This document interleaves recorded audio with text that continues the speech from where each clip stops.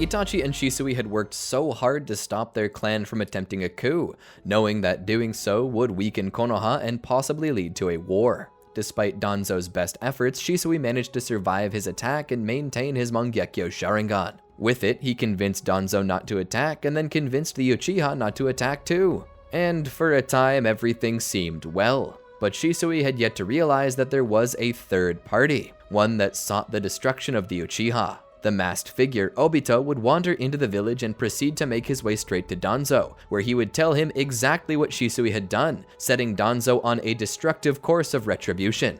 That retribution led to an attack on the Uchiha by the Anbu, as well as to the death of Itachi's own brother, Sasuke. It was through this that Itachi awakened his own Mangekyo Sharingan. Together with Shisui, they cast a hybrid genjutsu so powerful that it caused the entirety of the Anbu within the Uchiha clan's hideout to commit harakiri. Now the battle lines are set, and a coup is the only option. Welcome to the Amagi. Before we begin, only 25% of our viewers are subscribed, so if you're a fan of the video, please like and double check if you are subscribed. And with that out of the way, let's get into the video. The thunder roared overhead as the lightning lit up the skies. With each flash, a still frame, it seemed, of the Uchiha running across the roof could be seen. Burned in their eyes, visible on their face, deep in their hearts, was the feeling of hatred. Utter hatred. As they moved through the air, the rain pelted them. If their blood wasn't already cold, the rain may have made them shiver. But now, the frost of death was upon their tongues, and it was icing over their blades. It was time for revenge. How many Mangekyo Sharingan had awakened that night? How many people had seen the deaths of their loved ones? Seen their way of life shattered for no apparent reason? Despite possessing what could be considered the best dojutsu in all the village, perhaps the whole world, they were blind. Blinded by hate, blinded by pain and sorrow. As the rain pitter-pattered on the rooftops, it gave some cover to the oncoming army's footfalls. Just the wind, the inhabitants of the buildings would say. The storm is ravenous tonight, said the late-to-bedders. There would be rain this night indeed. A rain of blood. Fugaku, Itachi, and Shisui, blinded by their anger, began to make their way toward the Hokage's residence. With it in sight, Fugaku pointed forward. "Try to take that building there. I have something else planned," he said. Fugaku broke off from the group and began to make his way in another direction. Looking back at the residence, their Sharingan could pick up the various shinobi guarding the building. Shisui and Itachi would begin to make their way there, taking only a small squad with them, leaving behind the main meat of their forces as they proceeded to make their way up to the roof of the Hokage's residence. Sneaking through, using all of the techniques they had learned in the Anbu, Itachi and Shisui drew closer to the shinobi performing guard duty. The guards were honorable. Even in the rain, they stood watch. They had been presented water-resistant cloaks, but the cold air was no walk in the park, and yet they persisted, despite the wind and lightning. It was a true tragedy to Itachi and Shisui when they killed them. Finding the guard's entrance, Shisui knocked. "Hey, open up, it's an emergency," he shouted in a voice as generic to Konoha as possible. A voice from within then replied, "Hold your horses, I'm coming. The door opened up and a head peeked through. "What is it?" Suddenly, Shisui slammed the door shut on the man's neck, and Itachi pushed it at an unholy angle until an audible snap could be heard. Opening the door, they pulled his body through. Shisui turned and walked back toward the edge of the roof. He sent the signal to the others that they could now join in. They would rush to the roof where Itachi and Shisui were. They jumped up onto it. They'd begin to file into the building. Surely, at this time, Hiruzen was sleeping. It was 4 a.m., almost 5, and it would not be long until daylight began to shine over the mountains despite the thunderous downpour above them. All the while, Fugaku and his own particular squad rushed down the road. Their open-toed boots were squishing through the mud and puddles of water. Fugaku began to believe that it was inevitable that he would develop a fungal infection, as such environment always seemed to do to him during the Third Shinobi World War. But that was okay, because just as he had all those times before, so too would he do so now. He would relish it, taking it as a reminder of their victory. Fugaku was livid. The anger and pain rushing through his heart right now was insatiable. His son had died. His home had been torched. The fires had burned so hot that there was no trace left of Makoto. Chances were she was dead. If she wasn't, she would have met up with him and the rest of the survivors at the Naka Shrine, the only refuge they had from a second wave of assault. a place where the non-combatants could wait while the village was sorted out. It was safe to assume she had perished. He cursed the thought and wished that it were not so, but deep down he felt like the other half of his heart was no longer in this world. There was some solace in knowing that she and Sasuke would be together, but they who remained on Earth couldn't help but mourn, knowing that they would not see their loved ones again until the day they also passed through those pearly gates. The streets were desolate, not a soul to be seen. Fugaku knew this was for the best. The village was large, and it was doubtful that the whole thing could be patrolled at night. When Fugaku took control of Konoha, he would change that, but only when he had taken control. He rushed down the path with his squad until he reached a small apartment building. He opened the door and made his way up until he reached the desired floor. Together they made their way to a room titled Naruto Uzumaki. Fugaku had been somewhat close with Minato, and Makoto had been best friends with Kushina, so Fugaku truly knew who this kid was. It pained him to do this to the child of the village's hero, but it had to be done. He took some pins and needles and various other things and began the process of picking the lock. Fugaku then carefully twisted the handle. He was slightly worried that Naruto might have some form of security system, but as he opened the door, nothing had happened. Nothing had happened yet. Fugaku began to slide his fingers across the open door's entrance, searching for something that could be the trigger of an explosive, perhaps. He felt a chain. "Back," he whispered to his teammates as he carefully began exploring this new metallic object. "Is this the tripwire of a booby trap?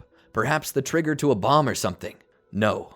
Feeling slightly stupid, he called his men back. "False alarm. It's just a chain lock." He began to slowly unlatch the chain. With the door opened, he cautiously stepped in. It was dark. He began to make his way through the apartment. As he did, he found Naruto. He put his hand over Naruto's mouth to keep him from screaming. Naruto did attempt to scream, only for his voice to be muffled by the grizzled and strong hand of Fugaku. Naruto looked into the eyes of Fugaku as he displayed his Mangekyo Sharingan. "Shh," Fugaku whispered, hushing the boy. Naruto felt a sense of relief. It was Sasuke's dad. He would never do anything to put him at risk. Fugaku and Makoto, distant as they were, cared about Naruto. Naruto was safe, wasn't he? The deeper he peered into those Mangekyo, the deeper he felt as if he were falling. It was as if darkness and a crimson sky were overtaking him. He began to wonder if he had dreamt it all up. He felt as if he were in a dream now. In his mind, he felt as if he'd been thrown down upon a stone. Looking up, he saw only the shadowy figure of Fugaku, his Mangekyo burning as the only illumination. "The tailed beast inside of you. We need it." Suddenly, with a cry, Naruto felt his entire body shake. He felt as if bones were snapping, muscles ripping. Bursting up out of his eyes and mouth, a crimson smoke bellowed. It was followed soon after by a roar, and then by darkness. Feeling cold, Naruto felt as if this were the end.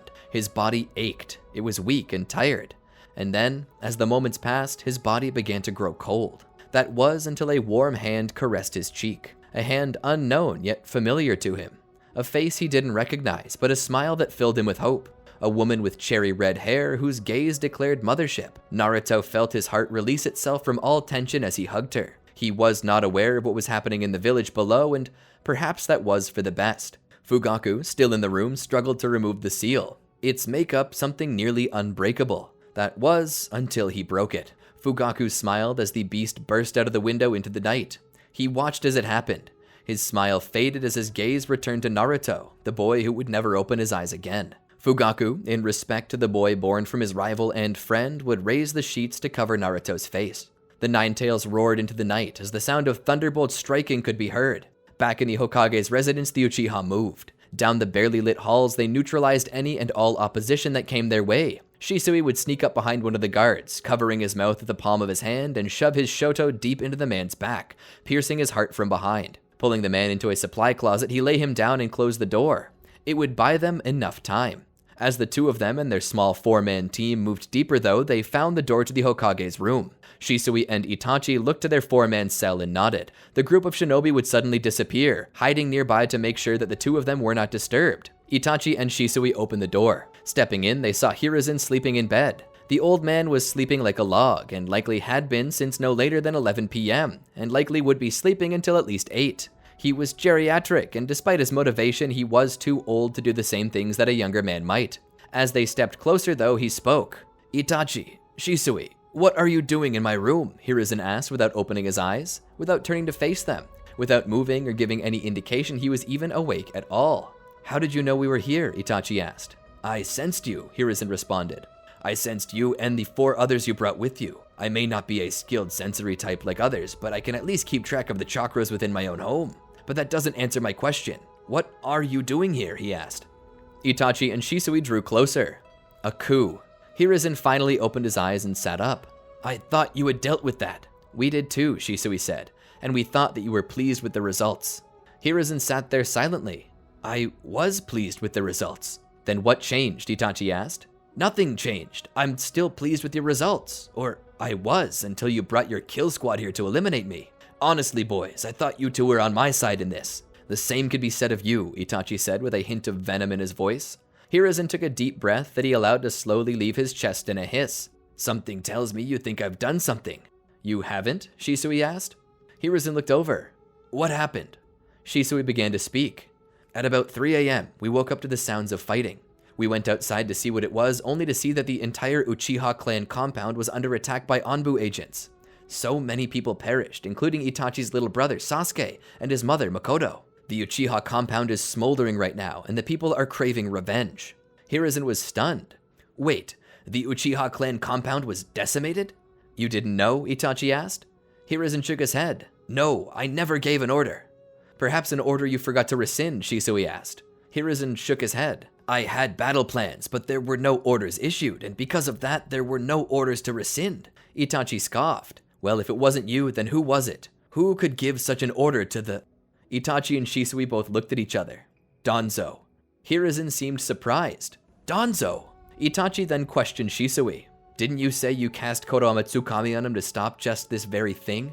Why would he do this? Shisui shook his head. I don't know. I cast him under. There should be no way for him to be doing this. Unless what? Itachi asked. Unless he somehow broke free from my genjutsu. But the only way he could have done that is if he somehow figured it out, which itself is normally an impossibility. The only other way would have to be that someone told him. Itachi was confused. Someone told him. Shisui looked to Hiruzen. Only you knew that I cast it on him, Hiruzen. What did you tell him?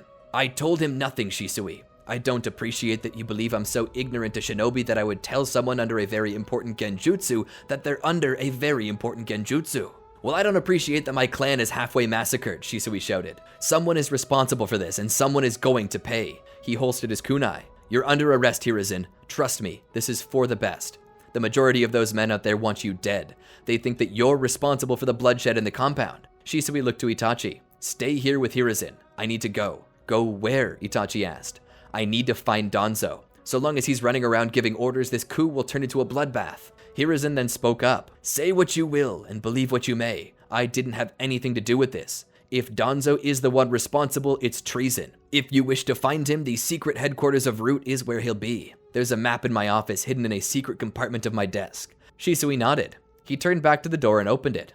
Itachi, lock the door and do not let Hiruzen out of your sight unless you want him dead. Itachi nodded. Shisui stepped out. It seemed that while they were busy talking, a few of the Uchiha had broken off to rout the rest of the shinobi from the residence, allowing Shisui to walk about freely. Shisui made his way through the halls and stepped into the dark office. He saw the rain and storm going on outside. The blinds were open, allowing him to see everything. Shisui then began to check the desk with his Sharingan. Within were many objects, papers, and secret documents to be kept, reserved only for the eyes of the Hokage. Among these things was a map. Shisui pulled the map out and looked it over. As he did, he saw where Root's secret headquarters might be. Suddenly, he saw something from the corner of his eye. He looked out and saw a massive kaiju, the nine-tailed fox, the same demon beast that had attacked all those years ago. Within its eyes, though, was the particular look of Fugaku's Mangekyo Sharingan.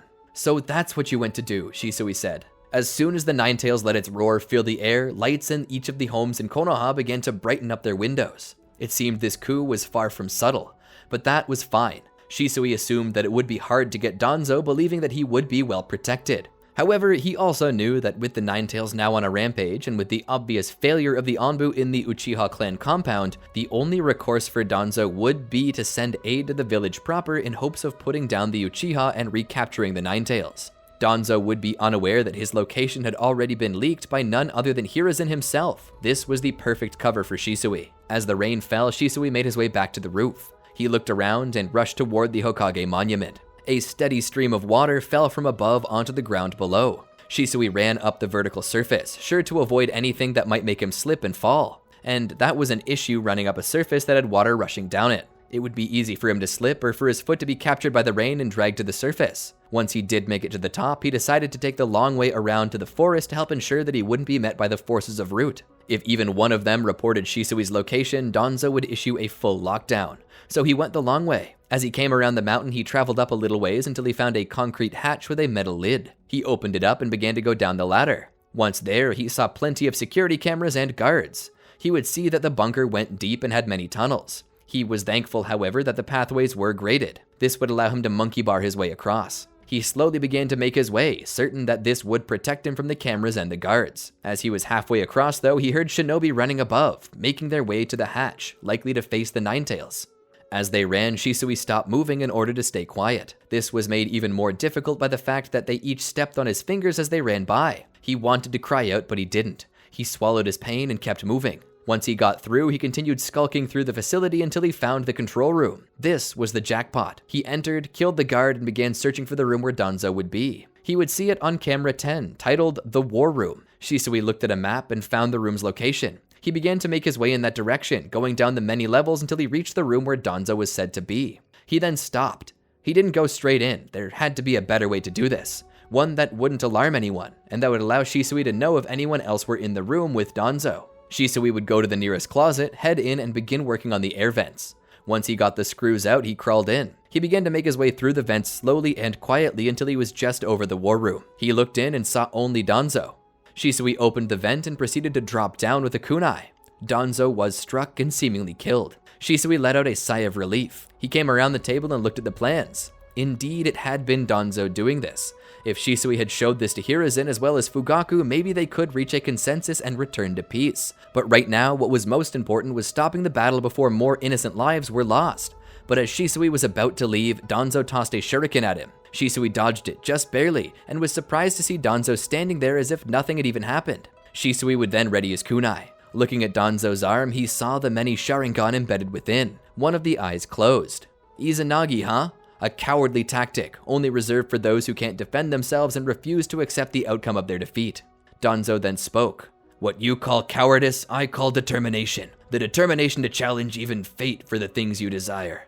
And today, I'm not only challenging fate, but you as well. All those days ago, I nearly took those eyes of yours for myself. Today I will, and it will be me who can utilize the Koro Amatsukami that you seem to love to cast so much.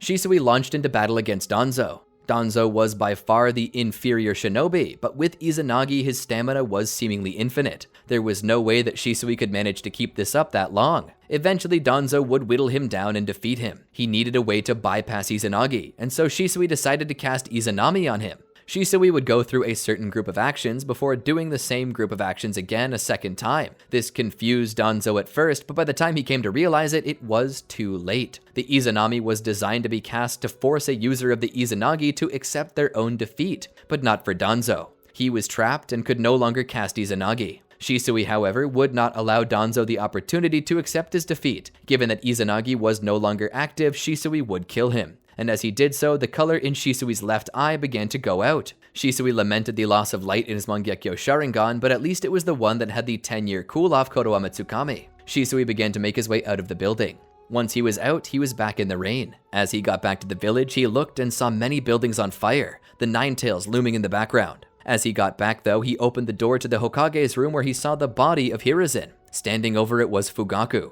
Shisui was shocked. Fugaku, what have you done? He looked at Itachi. Why did you let this happen? Itachi shook his head. There was no stopping him. Fugaku then spoke. This is what had to happen. But this wasn't Hiruzen's fault, Shisui stated. He presented a piece of paper. This was all on Danzo. Fugaku looked at the paper for a moment. He then looked back to Shisui. And who was it who put Danzo in power? Who was it who could take that power away? Are you going to tell me that Hiruzen didn't know that Danzo was corrupt? Shisui stopped and thought about it. He had mentioned that Danzo had planned to steal his Sharingan, and nothing was really done about that. Likely because he didn't wish to disturb the genjutsu, but then again, even if he had, he could have fired Danzo. Whether Danzo knew or not, there was nothing he could do about it if he didn't have power, and that was all at the discretion of Hiruzen. Fugaku then spoke. He was guilty by association. He knew what Danzo was capable of, and left him in a position of power. And now, the Uchiha are free. With the Ninetales and with the power of our Mangekyo Sharingan, we will win. Inoichi saw the Hokage's body and felt despair. Fugaku looked to him. "It's time to make an announcement, don't you think, Inoichi?" Fugaku lifted him up and brought him to a command center where he would have Inoichi send out an announcement to all shinobi in the village. The announcement was thus: 3rd Hokage Hiruzen Sarutobi and council member Danzo Shimura have been eliminated. They betrayed the Uchiha Clan and all the things which founding Hokage Hashirama Senju stood for. Fugaku Uchiha, clan head of the Uchiha, is now in control of Konoha. The message repeated a couple more times. There was an official declaration made by the council recognizing Fugaku as the new Hokage of Konoha. With his new powers, he then commanded the Leaf Shinobi and the Uchiha to stop fighting. By this time, the rain had subsided. The clouds were parting and the sun could be seen peeking over the horizon. The colossal shadow of the Ninetails loomed over the entire village as the beast, still snarling, sat down. With all of that said and done, Fugaku would proceed to search for the next Jinchuriki. Itachi and Shisui would be standing on the roof looking over the village. "What happened to your eye?" Itachi asked. Shisui looked down at his hand. He no longer had the same depth perception that he normally would. His Sharingan could make up for that though, allowing him to quickly utilize mathematics to dictate how far or close something was, but nonetheless his vision had changed. He looked to Itachi. As it turns out, Danzo possessed the ability to cast Izanagi. Itachi was shocked. "What?" Shisui nodded. "Remember the rumor we heard that Danzo possessed a pilfered Sharingan?" Itachi nodded. Shisui continued. "The rumor wasn't wrong. In fact, it downplayed it. Danzo had over a dozen Sharingan, each of them lining his arm. With it, he could cast a long stream of Izanagis that would allow him to be functionally immortal so long as his Sharingan were holding out. My stamina was running out, and he looked like he could go on for hours. I had no other choice but to cast Izanami to trap Danzo in a loop. I then killed him." Itachi nodded his head. "I see." Itachi stood there for a moment. "I'm just glad that you're okay, Shisui." Shisui looked over to see Itachi's face fighting to the death to maintain composure. But as the sun was rising and peace resumed, memories of every good thing that they had lost began to fill their minds. Shisui could tell what Itachi was thinking about. He walked over to his junior. "Itachi." Itachi looked up at him. "It's okay to cry." Itachi shook his head. "No, the Shinobi Handbook says that..." Shisui cut Itachi off. "I don't care what the Shinobi Handbook says. We're both Anbu members and I have seniority over you. Consider this an order. Mourn for the lost. Think deeply about Makoto and Sasuke, and let all of your emotions run free." Itachi's lip quivered as the mere mention of their names rent his heart open anew.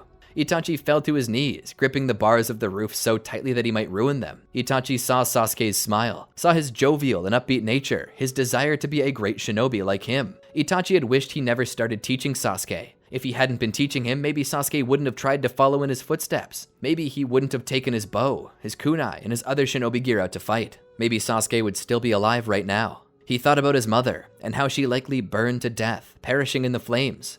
The thought of these two of the people he loved most in this life dying like they had, caused him nothing more than heartache and pain. He was fighting so hard against the pain, against the tears. His breathing increased. Shisui knelt down and touched Itachi's shoulder. "It's okay. Don't fight it. It's okay." Suddenly, Itachi saw Sasuke dying in his arms, the arrow protruding from his chest, the cracks in the boy's voice as he craved only to be cradled by his mother once again. He saw the light leave his eyes and heard his final breath escape his lungs. Suddenly, Itachi burst into tears. He took a deep breath, and as he let it out, the breathy nature of the crying became a cry of agony and anguish. That cry echoed out over the village, catching the ears of many. So many had died that night on both sides, and as it stood, it didn't matter who the one crying was, whether it was Itachi Uchiha or any Konoha shinobi. The anguish in his voice carried sorrow with it, causing others to reflect on what they had taken and what they'd lost. In this moment, Konoha knew pain. They understood the costs of war, and many began to wonder if any of this was worth it. So many people began to wonder if it were possible to go back in time, to undo it. Many wished that it was all just a dream they could wake from. The blood on the hands of each shinobi surfaced for them to see, the guilt filling their hearts. And the pain of losing loved ones began to singe the hearts of everyone. Slowly, the entire village began to wail and to cry. And as Fugaku stood there in the Hokage's office, looking over the village he had helped decimate, the feelings grew stronger in him. Shame at being the cause of death for thousands.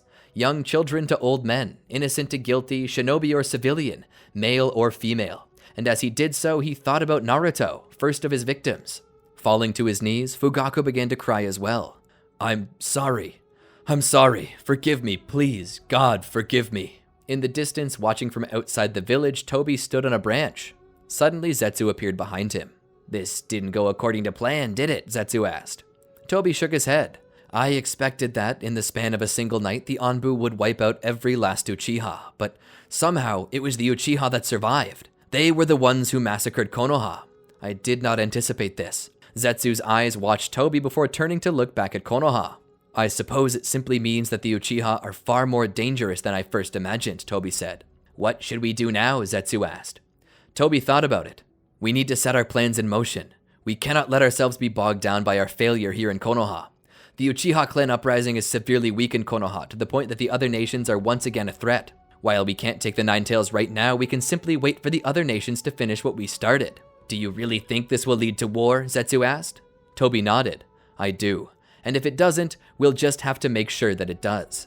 Zetsu seemed to understand the meaning of what Toby said. Zetsu turned and then faded into the tree from which he sprung, disappearing from sight. Obito stood and looked out over the village he once called home. There was a touch of guilt in his conscience and a solemn feeling that made the day feel sad. Despite everything, these people were still his people, even if he felt that they should no longer exist. He reined in his emotions. There would be no sorrow for them from him. No. So long as his eyes were still on the goal, he would collect every tailed beast and reform the 10 tails. Once he had done this, he could usher in a new age of peace. A peace through dreams in a world where only winners existed, and where nobody had to feel any pain. A world where the Uchiha still existed. A world where he could see Rin once again. A world where, maybe, Obito could be Hokage. Turning around, he began to leave, leaving Konoha to smolder in the distance. And that's where I think I'm going to call it for the day. I won't lie, I probably had a bit too much fun writing this video. I like getting to slow down sometimes and focus on the characters, getting to see what they think and how they feel about the actions they're taking and the actions others have taken against them. In the end, regardless of everything, each person was just that, a person. War is an ugly beast, but even war can be conquered by a compassionate heart. Your past doesn't define you, and your future is not set in stone. There's always time to switch the path you're on and choose love, and that's what I'm gonna do. Choose love. I hope you'll join me. Anyway, if you enjoyed the video, be sure to tell us so in the comments below, and don't forget to like, subscribe, and ring the bell to be notified about our latest videos as they release. And while you wait, check out these other awesome videos. Until next time, peace.